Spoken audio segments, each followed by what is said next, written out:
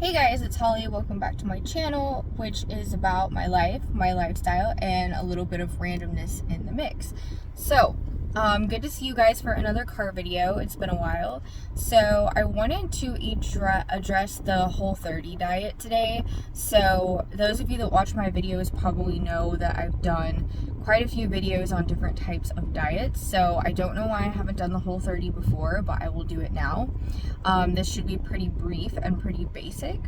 So the Whole30 diet is essentially where you are basically just eating whole foods, and you are eating like meats, you can have eggs, you can have whole fruits, all vegetables including potatoes. You cannot have any grains, so like that includes whole grains or sprouted grains, whatever. So no grains, no legumes, no alcohol. You can still have black coffee. You can't have anything processed, no artificial sweeteners or anything like that. So basically everything is just whole foods, non-processed foods, but no dairy, no grains, no legumes or anything like that. So I mean, I do like the fact that they include whole fruits, so that you can get your carbohydrate intake, and I do like the potatoes also, because the potatoes, obviously you're going to get carbs through potatoes. You can't have fries or any kind of fried foods, anything like that, so like fast food, etc.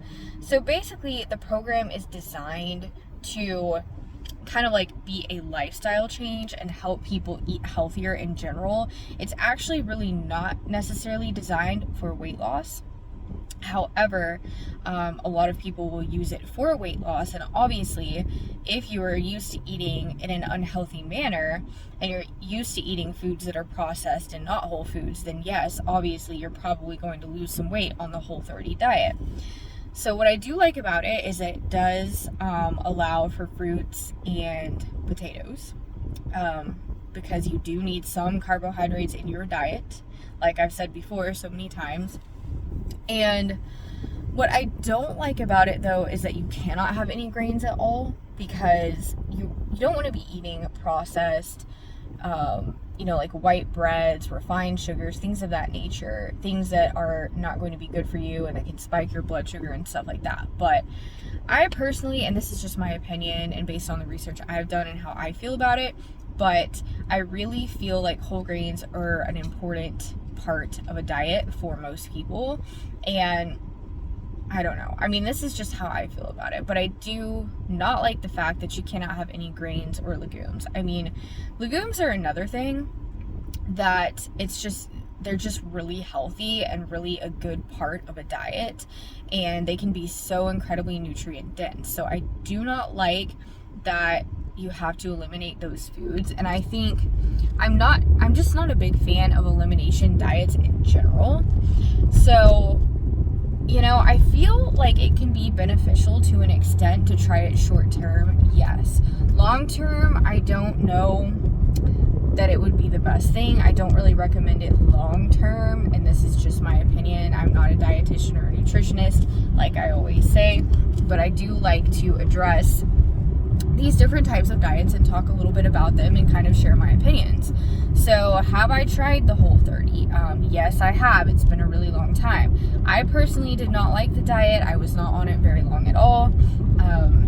It does give you a little bit more freedom than a lot of your typical low carb diets or more restrictive diets. So that is a really good thing. So I think if you're looking for a diet, or a lifestyle program, shall I say, that's going to be a little bit less restrictive, then this would be a heck of a lot better than going with a, like an Atkins diet or the carnivore diet or keto, for example. I think Whole30 would be a good alternative. So, the only thing is, like I say, no grains, no legumes, and no dairy. So the dairy is a big thing too. I mean, so a lot of people, dairy is a big part of their diet.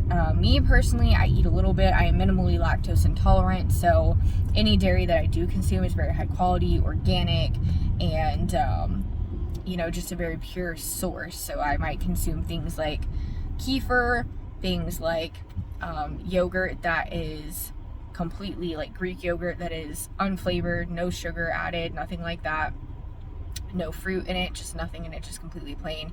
And certain cheeses, particularly goat cheese, goat milk, and those are lactose free, so I do pretty good with those. But yeah, so on Whole30 you can't have dairy either. So I mean, it's quite the elimination there, especially if you are used to eating more of a wide range of things. But like I say, I do feel like it could be helpful short term if you want to try it and just kind of see what happens and give it a go, because it certainly doesn't hurt. I personally have tried so many different diets, I'm not even gonna lie. Every diet I've ever really heard about, I've tried. I think the only thing I haven't tried is like, I heard about this thing called cabbage soup diet. Oh my gosh, I don't know why anybody would do it. But yeah, basically, I'm just not even gonna go there. But yeah, so for the most part, I've tried quite a few diets. This is one of them, the Whole30. And like I say, I didn't like it, but that is just me. So, you know, you can just try it out for yourself if you're thinking about it and just see how you feel, you know, whether you try it for a day or two or whether you try it for a month or two. It's got to be on you. So that's all I really have to say about the Whole30. I don't really have a super strong opinion on it one way or another. It just depends on the individual. So that's how I feel about it. And with that being said, I will see you guys in my next video, and I hope you have a great rest of the day. Bye.